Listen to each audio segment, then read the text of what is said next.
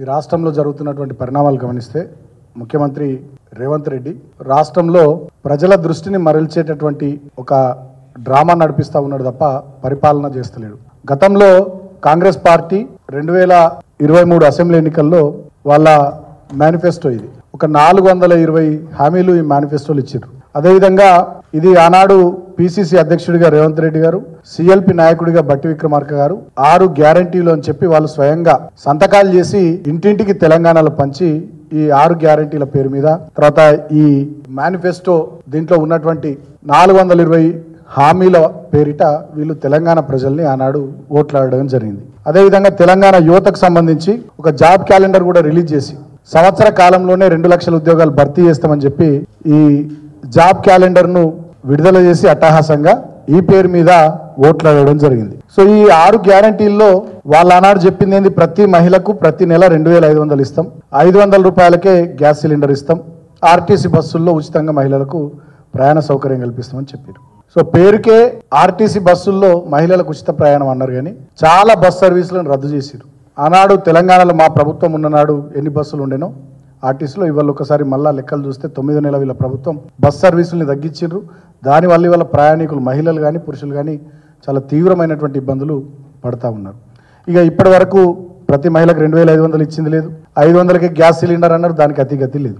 రైతు భరోసా పేరిట 15,000 రూపాయలు రైతులకు కౌలు రైతులకు ఎకరానికి ఇస్తామన్నారు, వ్యవసాయ కూలీలకు 12,000 ఇస్తామన్నారు, అదేవిధంగా వరి పంటకు 500 రూపాయలు బోనస్ ఇస్తామన్నారు. దీన్ని కూడా అటకెక్కిచ్చారు. గృహజ్యోతి పేరిట ప్రతి కుటుంబానికి 200 యూనిట్లు ఉచిత విద్యుత్ ఇస్తామన్నారు, అది కూడా అటకెక్కిచ్చారు.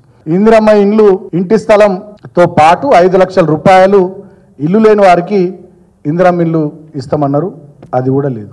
యువ వికాసం పథకం కింద విద్యార్థులకు 5 లక్షల రూపాయల విద్యా భరోసా కార్డు, ప్రతి మండలంలో తెలంగాణ ఇంటర్నేషనల్ స్కూల్స్ పెడతామని చెప్పారు. తెలంగాణలో కేసీఆర్ గారి నాయకత్వంలో వచ్చినటువంటి 1000కి పైగా గురుకులాలను మొత్తం విధ్వంసం చేసి నాశనం చేసి మొత్తం వాటిల్లో నుంచి పిల్లలు వెళ్ళిపోయేటట్టు చేసి వాటిని ఇక గతంలో ఉమ్మడి ఆంధ్రప్రదేశ్ రాష్ట్రంలో కంటే కూడా హీనాతిహీనంగా వీళ్ళ గురుకులాల వ్యవస్థను ధ్వంసం చేసినటువంటి ఈయన వీళ్ళ మేనిఫెస్టోలో కాంగ్రెస్ గ్యారంటీ కార్డులో వీళ్ళు చెప్పింది ఏంటంటే ప్రతి మండలానికి ఇంటర్నేషనల్ స్కూల్ పెడతామన్నారు, కానీ ఉన్న గురుకులాలు మొత్తం నాశనం చేస్తున్నారు.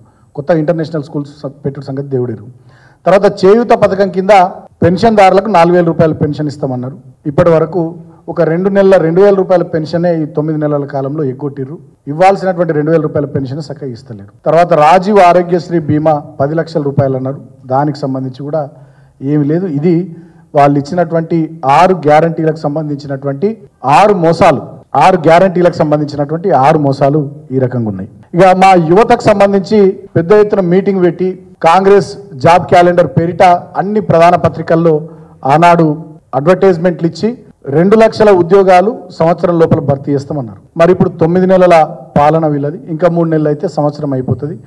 ఇప్పటి వరకు ఒక్కటంటే ఒక్క ఉద్యోగం వీళ్ళు భర్తీ చేయలేరు. మేము ఇచ్చినటువంటి నోటిఫికేషన్ల ద్వారా ఉద్యోగాల 30,000 పైచీలకు ఉద్యోగాలకు సంబంధించి ఆల్రెడీ ప్రవేశ పరీక్షలు ఇంటర్వ్యూలు అన్ని పూర్తయి గవర్నమెంట్ వచ్చినాక అపాయింట్మెంట్ ఆర్డర్లు ఇచ్చేది ఉండే, అది మాత్రం వీళ్ళు గవర్నమెంట్లోకి వచ్చినాక అపాయింట్మెంట్ ఆర్డర్లు ఇచ్చి ఆ 30,000 ఉద్యోగాలను కూడా ఈ కాంగ్రెస్ ప్రభుత్వం ఖాతాలో వేసుకుంటున్నారు. ఇంతకంటే దుర్మార్గం ఇంకొకటి లేదు. సో ఈ జాబ్ క్యాలెండర్ కూడా 2 లక్షల ఉద్యోగాలకు సంబంధించినటువంటి జాబ్ క్యాలెండర్ కూడా ఉత్త డొల్లా. ఆ మధ్య అసెంబ్లీలో మేము మా ఎమ్మెల్యేలు శాసనసభ పక్షం నిలదీస్తే లొల్లి పెడితే ఏదో తూతు మంత్రంగా ఒక షెడ్యూల్ ప్రకటించారు, దాని మీద చర్చ జరగకుండా ఆనాడు అసెంబ్లీలో గోల చేసి పారిపోయారు కాంగ్రెస్ పార్టీ వాళ్ళు.